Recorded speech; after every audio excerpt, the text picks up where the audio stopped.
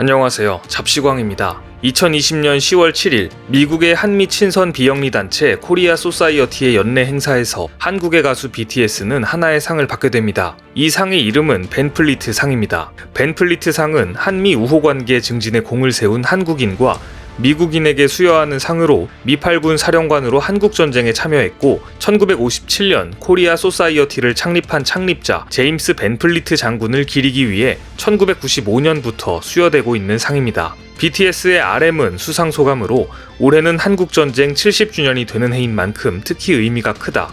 우리는 두 나라가 함께 겪은 고난의 역사와 수많은 남성과 여성의 희생을 영원히 기억해야 한다고 수상소감을 밝혔습니다. 여러분들은 RM의 이 수상소감에서 어떠한 문제점이라도 느끼셨습니까? 개인적으로 저는 조금의 문제점도 느끼지 못했는데 중국은 그렇지 않았나 봅니다. 10월 11일 중국 관영 글로벌 타임스는 중국 네티즌들이 RM이 언급한 한국전쟁과 두 나라, 즉 한국과 미국이 겪은 고난과 희생이라는 부분을 문제 삼으며 분노를 표출했다고 보도합니다. 보도와 함께 BTS의 수상소감 내용이 퍼지면서 이날 BTS는 웨이보 검색 차트 3위에 오를 만큼 중국에서 뜨거운 이슈로 떠올랐습니다. 그런데 저는 여기까지 봤을 때도 도저히 중국 네티즌들이 무엇 때문에 열이 받았는지 모르겠습니다. 웨이보에 올라온 중국 네티즌들의 반응을 살펴보면 RM은 한국인이고 그렇게 말할 수 있지만 나는 중국인이라 화를 내기로 결심했다. 내 분명한 태도를 표현하기 위해 BTS의 팬클럽을 그만두었다. 대체 중국인이라 왜 화를 내기로 결심했는지 이유는 모호한데 팬클럽을 그만두었다는 액션만 확실한 모습입니다. 여전히 저는 이해가 가지 않는데요. 다른 네티즌은 중국인들은 BTS 앨범을 사고 투표를 했는데 BTS는 왜 중국인의 감정을 무시하는가? BTS는 정치적 이슈에 대해 좀 더 신중했으면 좋겠다라는 반응을 보였습니다. BTS가 대체 왜 한국도 아니고 중국의 정치적 이슈에 대해까지 신경을 써야 하는지 잘 모르겠습니다. 또한 일부 중국의 네티즌은 중국의 국가 존엄과 관련된 사항은 절대로 용인할 수 없다. BTS는 이전에도 대만을 하나의 국가로 인식했다며 비난을 이어갔습니다. 또한 BTS는 항미 원조의 역사에 대해 잘 알지 못하고 전쟁에서 희생된 중국 군인들을 존중하지 않았다고 비난했습니다.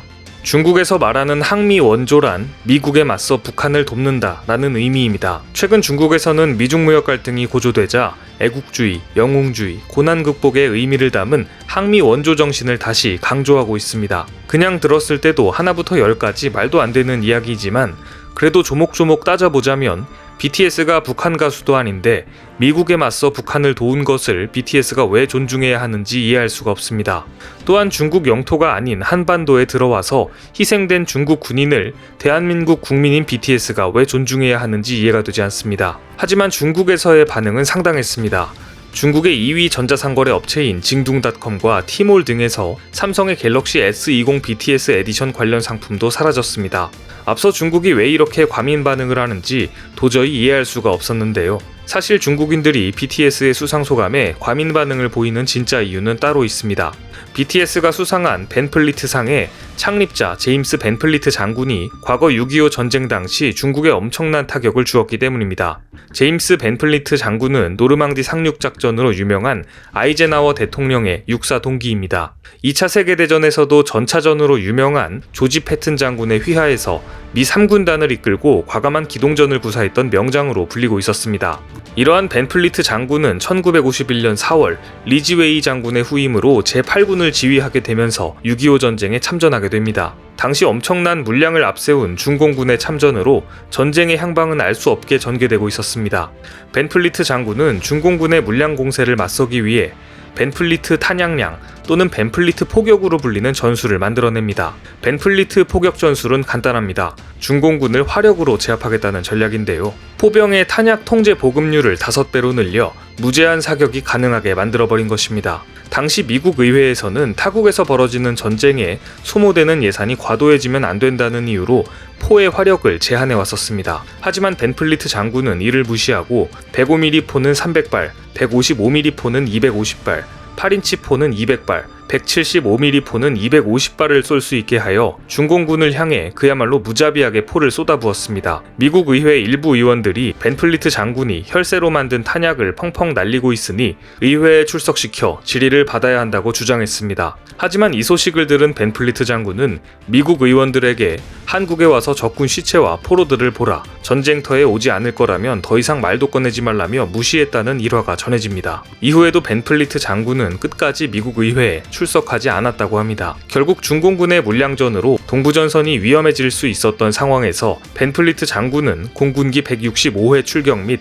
41,000발의 포탄을 퍼부어 짧은 시간 동안 중공군에 치명적인 타격을 입히게 됩니다. 중국 입장에서는 자국군에게 41,000발의 포탄을 퍼부은 적장 벤플리트의 이름이 걸려있는 벤플리트상을 BTS가 받았으니 과거 치명적 타격을 입었던 트라우마가 떠오를 수밖에 없는 대목입니다. 이후 중공군은 벤플리트 장군의 화력 앞에 보병 위주의 기동전술을 포기하고 고지전으로 전술까지 바꾸게 됩니다. 결국 벤플리트 장군은 수적 열세를 화력으로 극복한 공을 인정받아 1951년 7월 불과 3개월 만에 대장으로 진급하게 됩니다. 전쟁이 막바지로 넘어가면서 휴전 분위기가 형성되자 벤플리트 장군은 한국군의 양적, 질적 향상을 도모하는 데 힘을 기울입니다. 그는 한국군의 문제점으로 우수한 장교 인력이 부족하며 사단급 이상의 대규모 군사훈련이 부족하다고 짚으며 1951년 10월 경상남도 진해에 육군사관학교 건물을 신축하여 4년제로 재편하였습니다. 뿐만 아니라 한국군 조직도 10개 사단에서 20개 사단으로 늘려 한국군의 정예화와 현대화에 힘썼습니다.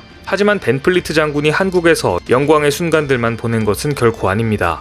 벤플리트 장군의 외동 아들인 벤플리트 주니어를 6.25 전쟁에서 잃게 된 것인데요. 벤플리트 주니어는 미군 육군사관학교를 졸업하고 당시 신혼이었음에도 불구하고 아버지를 돕겠다며 6.25 전쟁에 참전하게 됩니다. 벤플리트 주니어는 제3폭격비행단 소속 공군대위로 B-26 폭격기를 몰고 북한 후방의 보급로를 타격하는 임무를 받게 됩니다. 1952년 4월 3일 벤플리트 주니어는 평안남도 순천의 철도시설을 폭격하기 위한 야간작전에 나섰다가 실종되고 맙니다. 비행기가 추락한 것으로 추정되었으며 미군 수색대가 시신 수습을 위해 출동하였으나 별다른 성과가 없었습니다. 참모들은 수색을 확대해 벤플리트 주니어를 찾자고 건의했지만 벤플리트 장군은 동요 없이 내 아들을 찾는 것보다 중요한 작전이 많다라고 말하며 아들의 수색 작전을 중지하라는 명령을 직접 내리게 됩니다. 아들의 수색을 중단하는 명령을 직접 내리는 아버지의 심정이 어땠을지 상상조차 되지 않는 모습인데요. 그 후로도 종종 벤플리트 장군은 가끔씩 아들이 실종된 지역의 지도를 말없이 바라보기도 했다고 전해집니다.